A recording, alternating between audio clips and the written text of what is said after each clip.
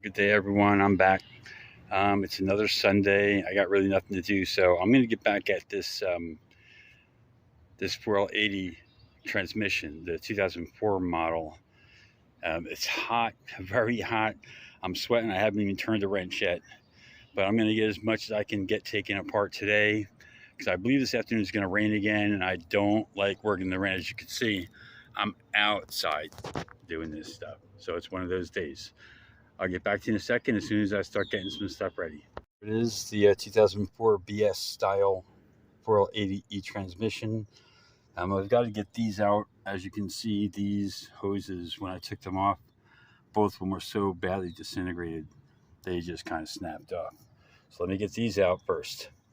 Now, just to reiterate, the long tube is one for the rear that feeds the middle to rear section of the transmission, and the front one is the short one. I believe in the other model they're both short. Anyway, I'm going to replace these because, as you can see, they're corroded and rotted, and the tube is actually rusted inside them. So there'll be a new part to go on if I ever get to it. So I got all these tranny pan bolts off, 17 bolt type. This one actually has a drain plug. I'm going to reuse this pan because I like the drain plug.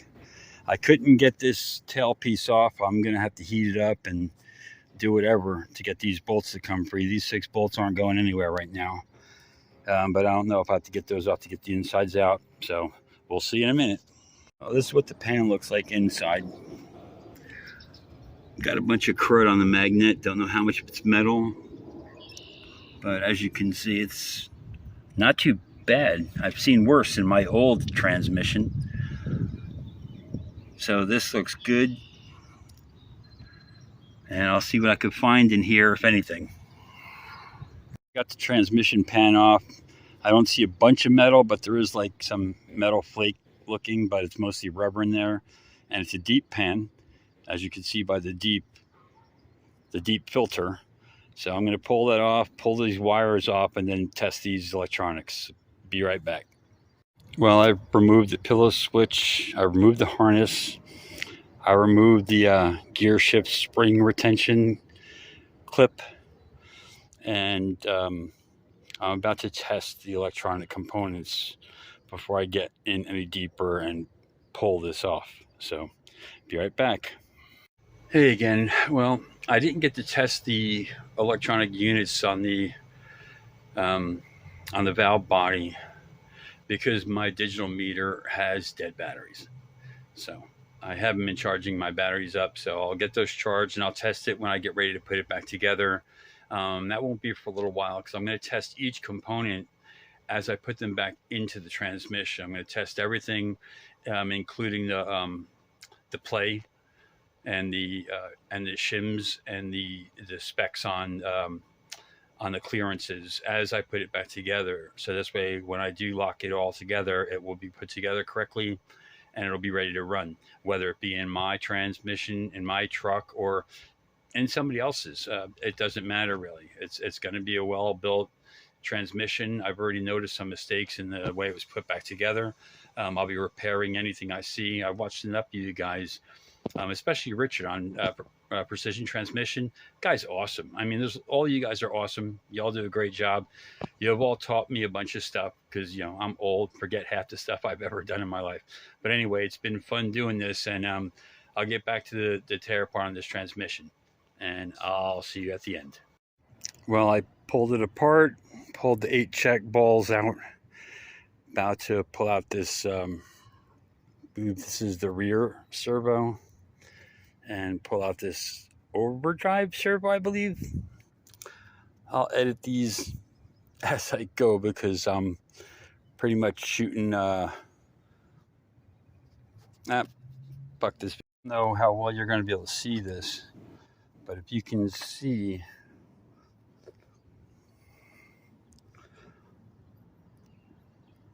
this washer grommet seal is flat, so it's not really creating any kind of pressure. So this is gonna have to be changed, definite. Here we see I got everything out except for the shift and parking brake. So the check balls, there's a couple of them that have some crazy kind of wear on them. See if I could pick one out for you. There, you see that little metal right there? I don't get why that one and that one, if you can see on the bottom, and then this one right here has it really rough.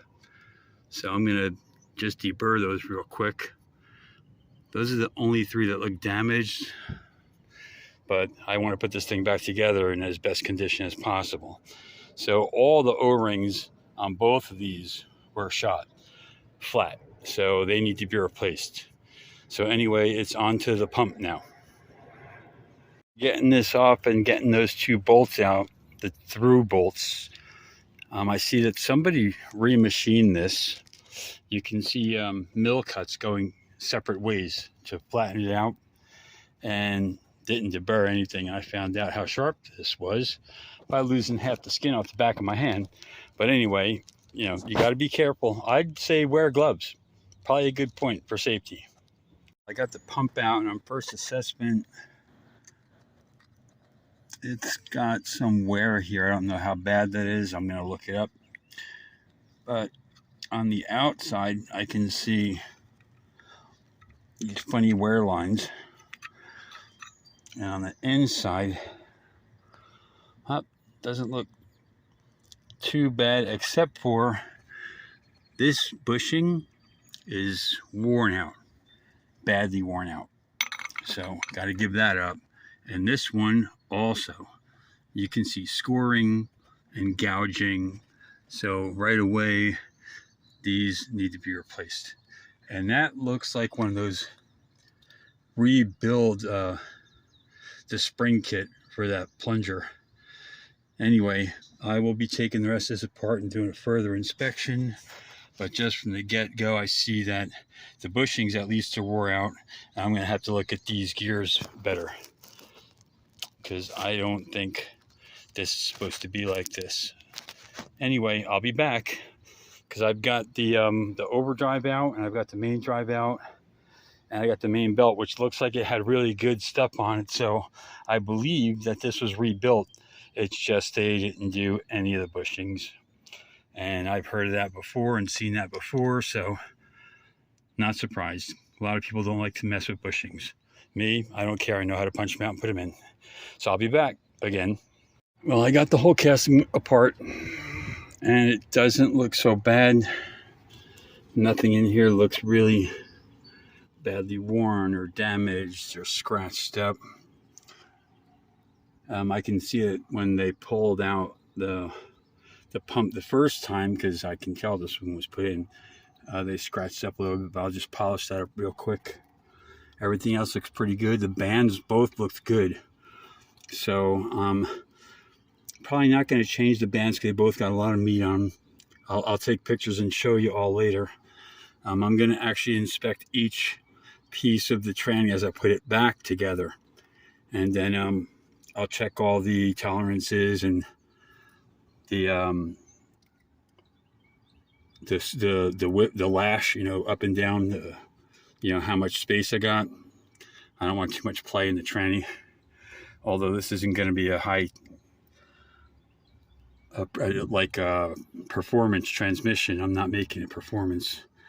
Just going to get a regular transmission so I can get my truck working. I still don't know if I'm using this one yet, because it is a 4-wheel drive unit, and there's one main difference in there, and that's the rear speed control, which is on the transfer case unit. So I don't know if I could use this, but I am going to check it all out and rebuild it.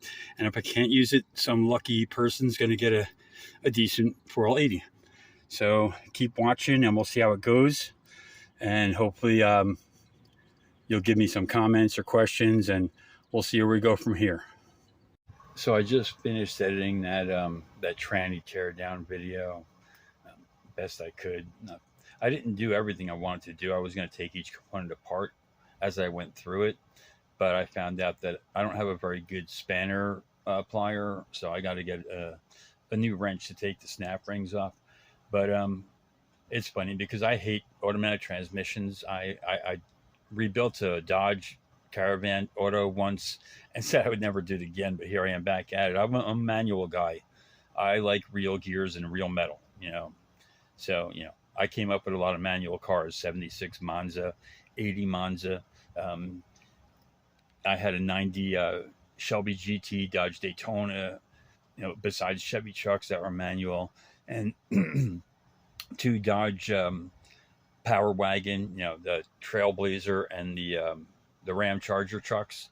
So I'm used to doing manual trannies, but this has been fun. I got to thank all the guys on here. I'll have to put a thanks in the end when I put this together to guys like I'll keep mentioning them. Richard at Precision, he's awesome. He's a great teacher too.